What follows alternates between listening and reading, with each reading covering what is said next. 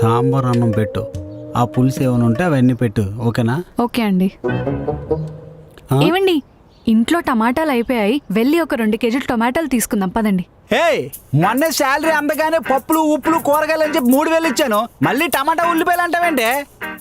మీరిచ్చిన 3000కి ఉప్పులు పప్పులే వచ్చాయి, కూరగాయలు రాలేదు. 3000కి ఉప్పులు పప్పులే వచ్చాయా? మనం తినడానికి కేజీ లెక్క కొంటున్నావా లేకపోతే అమ్మడానికి బస్తా లెక్క కొంటున్నావా? కేజీలాగే కొన్నానండి, 2000 అయ్యాయి. మా తమ్ముడు వాళ్ళ ఫ్రెండ్స్తో ట్రిప్కి వెళ్తాను, ఖర్చులకి డబ్బులు ఇవ్వు అంటే మిగిలిన 1000 రూపాయలు ఇచ్చాను. అది మిగిలిన డబ్బులు కాదే, కూరగాయలకి ఇచ్చిన డబ్బులు. అయినా ఆ డబ్బులు అటు ఇచ్చి మళ్ళీ కూరగాయలు కొనమంటున్నావా? మా తమ్ముడికే కదండి. మీ తాత సంపాదించిన డబ్బులు ఏమైనా తీసుకుని వచ్చావా? కూరగాయలకి ఇచ్చిన డబ్బులు ఎక్కడ తీసుకొచ్చి ఇచ్చావు? అయినా నీ ప్రతిసారి ఏం కావాలని నేను తీసుకురాక నీకు డబ్బులు తీసుకురమ్మన్నా కదా, నాది తప్పు. ఇక నుంచి నీకు ఏం కావాలన్నా చింతపండు నుంచి చీమలగుంట వరకు నాకే చెప్పు, నేనే తీసుకొస్తా. 1000 రూపాయలు కూడా ఆలోచిస్తున్నాడు పిసినారోడు.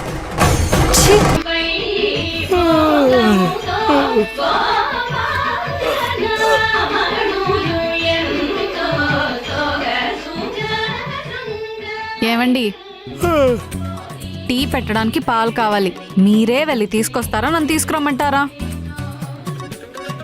వద్దులే, నేను తీసుకొస్తా. మళ్ళీ చిల్లర మిగిలి తీసి బిస్కెట్ చాక్లెట్కి ఇచ్చేది. సచ్చినోడు. మా తమ్ముడు 1000 రూపాయలు అడిగితే ఇచ్చినందుకు తరతరాల నుంచి వీడి డబ్బుల మీద మా కుటుంబం బతుకుతున్నట్టు మాట్లాడుతున్నాడు. కోకులకి పెట్టే పిండం ఫ్రిడ్జ్లో దాచుకొని తిన్న మొక్కము వీడును. ఛీ! ఓ పాలు పెట్టివమ్మా. సరే భయ్యా, తీసుకోండి భయ్యా. ఎంత? 31. 31? రోజు మా ఆవిడ నా దగ్గర 50 రూపాయలు తీసుకుంటుంది, 19 రూపాయలు నొక్కేస్తుంది అనమాట. సరే, ఫోన్ పే చేస్తున్నా.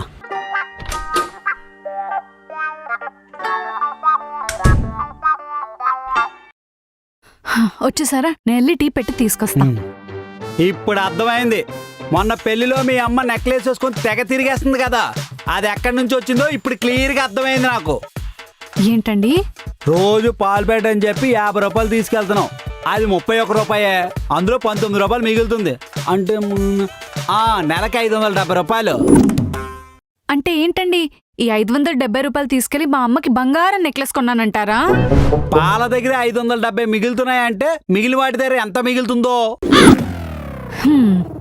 మీ జీతమే నెలకి 40,000, అదంతా తీసుకెళ్లి పక్కన దాచుకున్నా మా అమ్మకి 10 తులాల బంగారం నెక్లెస్ కొనాలంటే 2 సంవత్సరాలు పడుతుంది. మనకు పెళ్ళయ్యే సంవత్సరం కాలేదు. ఇంకా నయం, మనకి పెళ్ళయి 10 సంవత్సరాలు అయ్యుంటేనా మా నాన్న సోంపేటలో కొన్న 2 ఎకరాల పొలం, ఊర్లో కట్టించిన 2 ఫ్లోర్ల బిల్డింగ్ కూడా ఈ పాల ప్యాకెట్ 19 రూపాయల వల్లే అనేవాళ్ళేమో.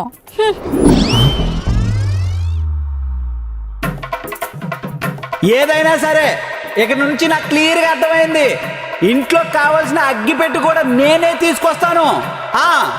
నీ పిల్లనైన పాపానికి 19 రూపాయలు దొంగం చేసావు కదరా, చెప్తాను పని. ప్రశాంతంగా రీల్స్ చూసుకోవడానికి భూమి మీద ఎంతకన్నా ప్రశాంతమైన ప్లేస్ ఇంకోటి ఉండదబ్బా.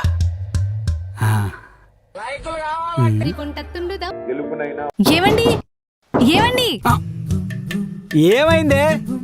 అర్జెంట్ గా చింతపండు కావాలి. పోసే, నేనున్న పరిస్థితి ఏంటి, నువ్వు చెప్తున్న పనేంటి? మీరున్న పరిస్థితి మీకు తెలుసు, నాకు తెలుసు, పొయ్యి మీద ఉన్న పప్పుకు తెలియదు కదా. అయినా చేతిలో ఫోన్ ఉంది కదా, బ్లాంకెట్ లో పెట్టండి. సరే, వెయిట్ చేయి.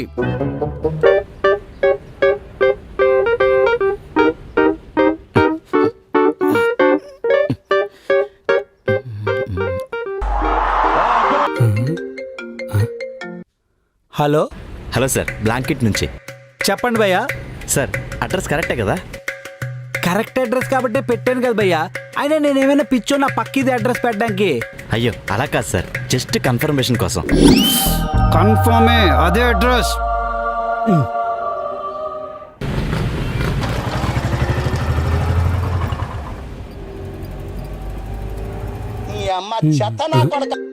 ఈడేంటి మళ్ళీ కాల్ చేస్తున్నాడు? హలో సార్, ఇక్కడ సూపర్ మార్కెట్ ఉంది సార్, అక్కడ నుంచి లెఫ్టే కదా? మ్యాప్లో ఏం చూపిస్తుంది? లెఫ్టే చూపిస్తుంది సార్. మరి లెఫ్ట్ చూపిస్తే మళ్ళీ దానికి ఎందుకు కాల్ చేయాలా? అంటే జస్ట్ కన్ఫర్మేషన్ కోసం సార్. కన్ఫర్మే లెఫ్ట్ తీసుకుని రాబయ్యా. సరే. ఈ అబ్బా బాతులు కూడా ప్రశాంతంగా ఉండవట్లేదు.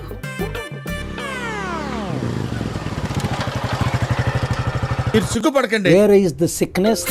అబ్బా ఇడు మళ్ళీ చేస్తున్నాడే. మళ్ళీ ఏమైంది భయ్యా? హలో సార్, అశ్విని అపార్ట్మెంట్సేనా అండి? అక్కడ అడ్రస్లో ఏముంది? అశ్విని అపార్ట్మెంట్స్ అనే ఉంది సార్. మరి ఎందుకు అడిగావు? అదే సార్, జస్ట్ కన్ఫర్మేషన్ కోసం. బొక్కలు కన్ఫర్మేషన్. నువ్వేమైనా గోల్డ్ బిస్కెట్లు అవాలా చేస్తారా 10 సార్లు కాల్ చేయడానికి? 30 రూపాయలు చింతపడి 30 సార్లు కాల్ చేస్తున్నావు. అక్కడ అడ్రస్ ఏముంటే దానికి ఇచ్చి వెళ్ళిపో. ఫోన్ పెట్టేయ్. అట్లుంటది మనతోని. మళ్ళీ ఎందుకురా ఫోన్ చేసావు? డోర్ నెంబర్ కోసమా? లేదు సార్, ఆర్డర్ మేడం గారికి ఇచ్చాను సార్. మరి ఆవిడకి ఇచ్చేస్తే మళ్ళీ నాకెందుకు ఫోన్ చేసావురా? అంటే 5 స్టార్ రేటింగ్ ఇస్తారని. ఎవరికి? నీకే చింతపండుక? నాకే సార్. ఒరే నువ్వు ఎక్కడున్నావు చెప్పు, వస్తాను ఉండరా. నీ చేతికి కాదు సార్, యాప్లో ఇచ్చేయండి సార్. ప్రాజెక్ట్ ఆల్మోస్ట్ కంప్లీట్ అయిపోయింది. మెయిల్స్ అన్ని మీకు పెట్టాను. సో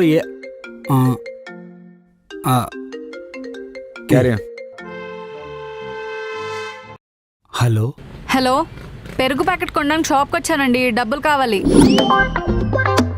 ఎంత? 40 రూపాయలు. సరే పంపిస్తా చూడు. నాకెందుకు? మళ్ళీ అవి మిగిలించుకొని ఊర్లో 20 ఎకరాలు కొన్నానంటారు.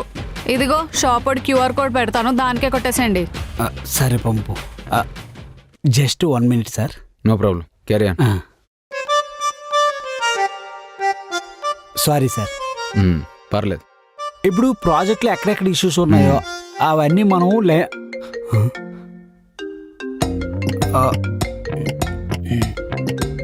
మాట్లాడు, పర్లేదు. మళ్ళీ ఏంటి? డబ్బులు పంపించారా? పంపించాను కదా. మరి స్క్రీన్ షాట్ తీసి నాకు పంపండి. షాప్ వాడికి చూపించాలి కదా. Sir just 1 minute. Sorry sir. మన ప్రాజెక్ట్ కోడింగ్లో ఏవైతే ప్రాబ్లమ్స్ ఉన్నాయో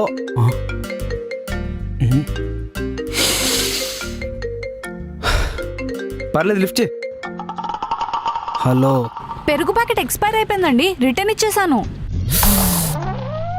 దానికి నా పర్మిషన్ ఎందుకు? పర్మిషన్ కాదు, ఇప్పుడు నేను పెరుగు ప్యాకెట్ రిటర్న్ ఇస్తే వాళ్ళు మనకు డబ్బులు రిటర్న్ ఇస్తారు కదా, అందుకు.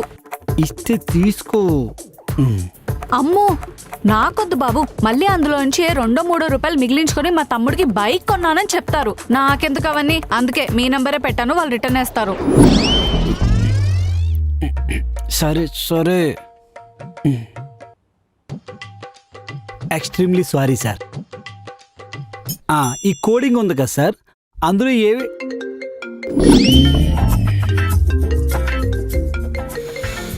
కమాల్, ప్రాజెక్ట్ ఇష్యూ తర్వాత చూద్దాం, ముందు నీ ఇష్యూ ఏంటో చూడు. మీటింగ్ రేపు పెట్టుకుందాం. సార్. Sir please sir.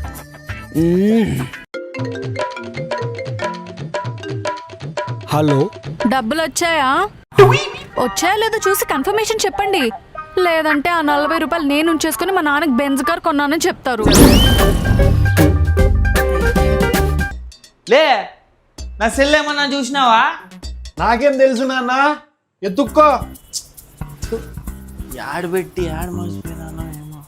నన్ను అడుగుతా అంటాడు, అది యాడ్ ఉంది, ఇది యాడ్ ఉంది, ఇది చూసినావా, అది చూసినావా. ఈడే యాడ పెట్టింటినే.